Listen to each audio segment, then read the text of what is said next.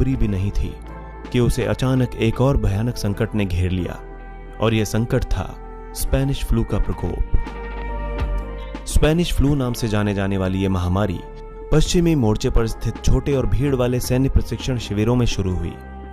इन शिविरों और खासतौर पर फ्रांस की सीमा के करीब सैनिकों द्वारा खोदे गए बड़े बड़े गड्ढों में गंदगी की वजह से यह बीमारी पनपी और तेजी से फैली। युद्ध तो नवंबर 1918 को समाप्त हो गया था, लेकिन घर वापस लौटने वाले संक्रमित सैनिकों के साथ यह वायरस भी दुनिया के अलग अलग क्षेत्रों में फैल गया।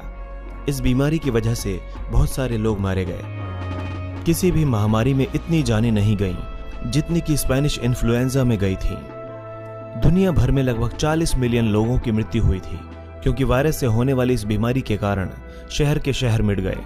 कुछ आकलनों के मुताबिक मृतकों की संख्या 70 मिलियन तक पहुंच गई थी। दुनिया में उसके बाद भी कई महामारियां फैलीं, लेकिन इतनी घातक और व्यापक कोई और महामारी नहीं रही। वर्ष 1918 की बसंत ऋतु में अधिकारियों ने यूरोप से बड़ी संख्या में इन्फ्लुएंजा के मामले आने की जानकारी दी। हालांकि यह फ्लू अपने शुरुआती दौर में ज्यादा खतरनाक नहीं लग रहा था। गर्मियों के मौसम के मध्य तक यह वायरस अधिक जानलेवा हो गया। जल्द ही संक्रमण की लहरों ने शहरों, देशों और महाद्वीपों को अपनी चपेट में ले लिया, जिससे अस्पतालों और चिकित्सा कर्मियों पर इसका अत्यधिक दबाव बन गया। क्योंकि यह महामारी स्पेन से शुरू हुई थी, इसीलिए इसका नाम स्पेनिश फ्लू या स्पेनिश इन्फ्लुएंजा पड़ गया। वर्ष 1918 के इन्फ्लुएंजा का ना तो कोई इलाज था और ना ही कोई प्रभावी टीका। उस समय के अधिकांश विशेषज्ञों ने सोचा कि इन्फ्लुएंजा एक बैक्टीरिया के कारण हुआ है, न कि किसी वायरस के कारण। हालांकि उस समय बहुत सी अन्य बीमारियों के लिए टीके मौजूद थे, पर एक प्रभावी इन्फ्लुएंजा का टीका बनना अभी दशकों दूर था।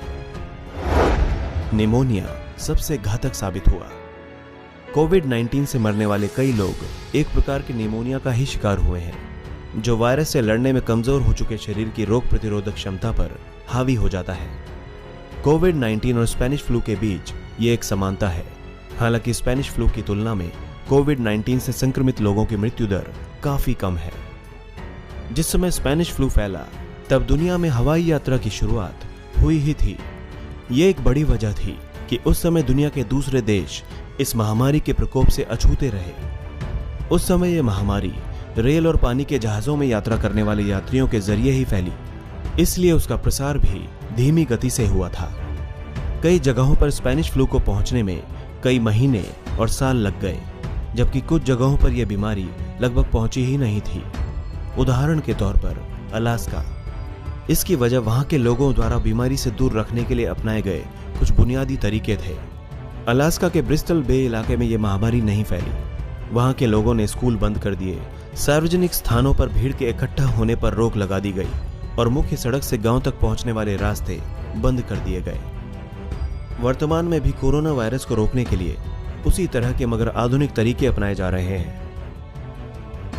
डॉक्टर स्पेनिश फ्लू को इतिहास का सबसे बड़ा जनसंहार बताते हैं। बात केवल ये नहीं है कि इतनी बड़ी संख्या में लोग इससे मारे गए, बल्कि ये कि इसका शिकार हुए कई लोग जवान और पूरी तरह स्वस्थ भी थे।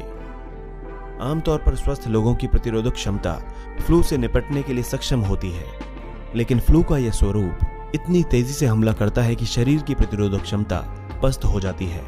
स्पेनिश फ्लू के समय बूढ़े लोग इसका शिकार कम हुए थे, क्योंकि 1830 में इसी तरह के एक और फ्लू से उनका सामना हो चुका था। फ्लू के कारण विश्व के विकसित देशों में सार्वजनिक स्वास्थ्य प्रणाली में काफी विकास हुआ। सरकारों और वैज्ञानिकों को एहसास हुआ कि आने वाले समय में महामारियां बहुत तेजी से फैलेंगी। स्पेनिश फ्लू दुनिया में तब फैला जब वो प्रथम विश्व युद्ध से उबर ही रहा था, और उस समय सभी संसाधन सैन्य कार्यों में लगा दिए गए थे और सार्वजनिक स्वास्थ्य प्रणाली की परिकल्पना अधिक विकसित नहीं थी। कई जगहों पर केवल मध्य और उच्च वर्ग के लोग ही डॉक्टरों से इलाज करवाने की क्षमता रखते थे। स्पेनिश फ्लू से मरने वालों में अधिकांश लोग झुग्गियों या शहरों के गरीब इलाकों में रहते थे, जहां सफाई और पोषक आहार की काफी कमी थी। स्पेनिश फ्लू की समाप्ति 1919 में मार्च के अंत तक स्पेनिश फ्लू समाप्त होने लगा था। 1920 के दशक में वायरस का खतरा अब कम होने लगा था और कई दशकों तक यह लगातार संचरित होता रहा। बाद में वैज्ञानिकों ने पाया कि इस महामारी के फैलने का कारण था एक वायरस जिसको नाम दिया गया H1N1 इन्फ्लुएंजा। 1919 की गर्मियों तक स्पेनिश फ्लू महामारी का अंत हो गया, क्योंकि बहुत से रोगियों की संक्रमण के कारण मृत्यु हो गई थी या बहुत से रोगियों में इस बीमारी से लड़ने की प्रतिरोधक क्षमता काफी विकसित हो चुकी थी। लगभग 90 साल बाद 2008 में शोधकर्ताओं को इस बीमारी के फैलने के असली कारणों का पता लगा। वैज्ञानिकों ने पाया कि 3 जीन्स के एक समूह ने इस वायरस को एक पीड़ित के ब्रोंकियल नलियों और फेफड़ों को कमजोर करने वाले बैक्टीरियल निमोनिया को फैलाने में काफी मदद की थी। कोरोना वायरस से निपटने के लिए आज जो सार्वजनिक स्वास्थ्य के कदम उठाए जा रहे हैं, वो स्पेनिश फ्लू के परिणामों से सीखे गए सबक का ही नतीजा है। दोस्तों, इसी तरह की इंटरेस्टिंग और इंफॉर्मेटिव वीडियोस